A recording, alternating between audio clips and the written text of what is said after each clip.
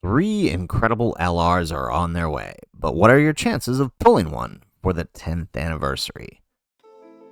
How's it, everybody? Celtic Link here. We're back for another Dokkan Battle video. In today's video, we are 7 days away from the start of Dokkan Battle's 10th anniversary, and we are continuing our prep series. We are just a few short videos shy of closing out this series, and we wanted to close up here with one of the most requested videos, and that is, what are your chances of pulling one of these amazing LRs during the 10th anniversary? Now, normally when we go over this, we have a time to talk a little bit about what the units do, but unfortunately, due to a synced celebration this year, we don't really know what the units are doing yet. We won't know until they drop, or till just before they drop in game, but we can still try to figure out what of our chances. Most people have probably already figured out who it is they're going after, whether it's Goku,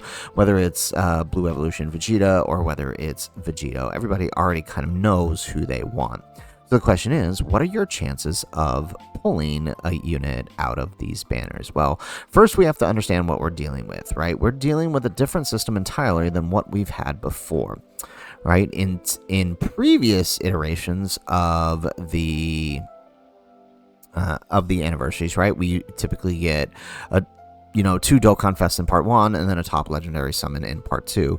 And then we moved to Carnivals, where we got, two Dokkan Fests. For 8 year, we got 2 Dokkan Fests in part 1, and then 2 Carnivals in part 2.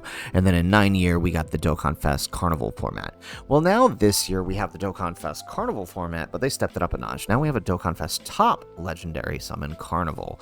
What that means is one of these units, the Vegito, is a Dokkan Fest unit, while the Blue Evolution Vegeta and the Goku are 2 Carnival LRs. That means that they are 200% leads, and they are going to be on this Carnival banner. Now, this does pose a bit of a problem because previous Carnival banners were typically 10 featured units. Now, we could get lucky, and for the sake of argument, they decide to keep the 10 featured for the top legendary summon. And that would mean the rates are relatively the same as the Dokkan Fest banner, which should be 10 featured. They've been 10 featured for quite some time, so I doubt that's going to change. The issue with the Carnival, though, is unfortunately we kind of got a glimpse of it already, what a Carnival would look like, and that is because of the global version of the Winter Divine Dragon Carnival. This featured 2 new Carnival LRs, Jiren and Gotenks, right? Jiren was new to global at this time, and that banner ended up with 12 featured units because of this. So to offset the number of new LRs, this means that the chance of pulling a new unit is slightly lower. This was fortunate because it did have double rates, so it did kind of offset that a bit, but on an anniversary Carnival banner, there is no double rates unless they decide to do something special this year.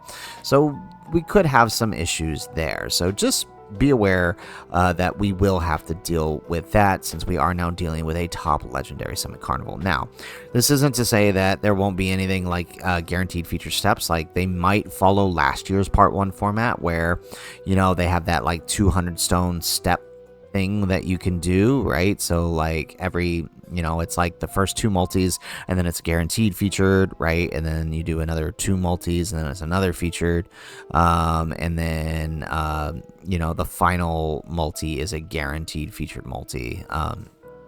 It does, they could, or no, it was like 2 multis and then a free, and then another 2 multi and then a free, and then your final multi was a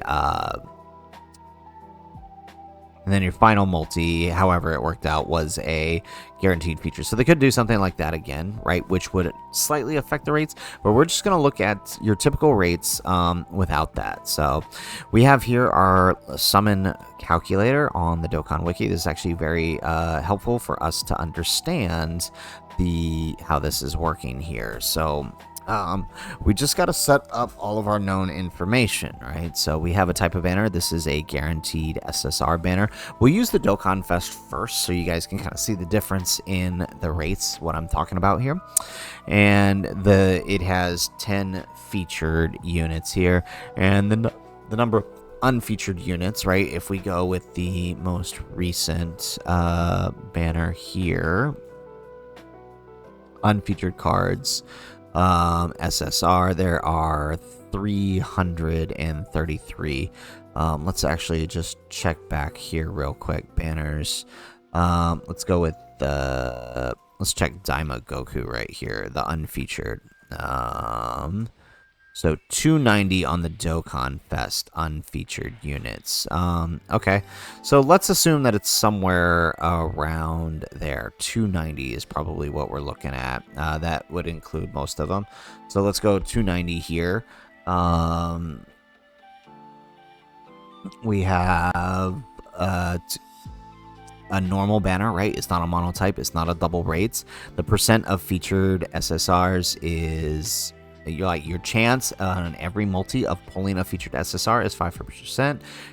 Just as equally, your chance of pulling an unfeatured SSR is also 5%, right? And we know this simply just by looking at the rates that they post up here, right?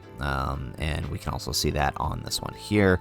It's roughly, right, every single multi is roughly the same. So knowing that, we can now start plugging in, right? So one multi, we're going to do one multi summon here to show you what we mean, right? There's no guaranteed featured.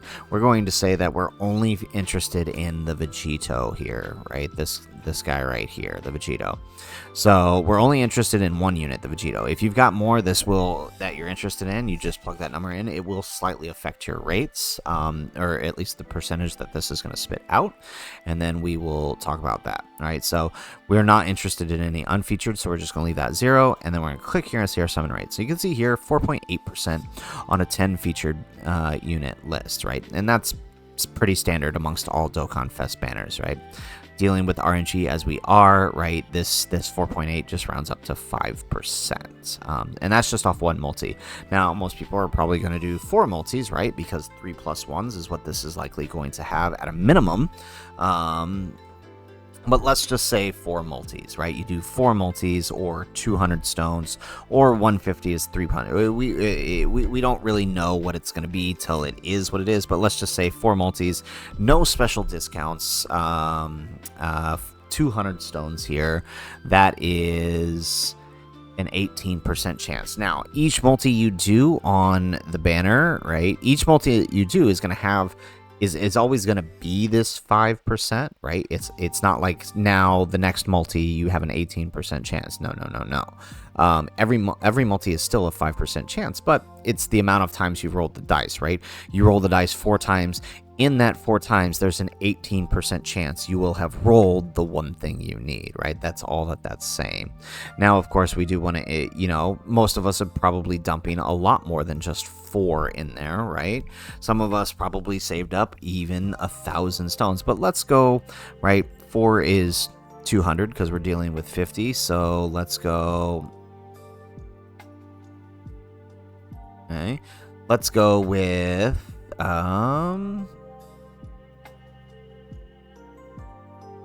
let's go with 10 multis, right? 500 stones, right? So 10 multis, 500 stones, we are looking at a 39% chance. So in 10 multis, there's a 39% likelihood you will have rolled the 15% chance, right? Again, not guaranteed, but you see that the more multis you're dumping, the more likely it is you are getting you are going to pull that unit, right? Let's double that. Let's say you saved, right? Let's say you saved 1,000 stones, right? So let's go 20 multis here, and you dump all 1,000 stones into Vegito's banner. Okay. 63% likelihood you will have pulled this unit. And again, that's not including any guaranteed features that may have been along the way that may affect this rate, or any tickets or anything like that. All right, so this is just showing you that the more you roll the dice, the more likely it is you're going to pull on this is the Dokkan Fest banner.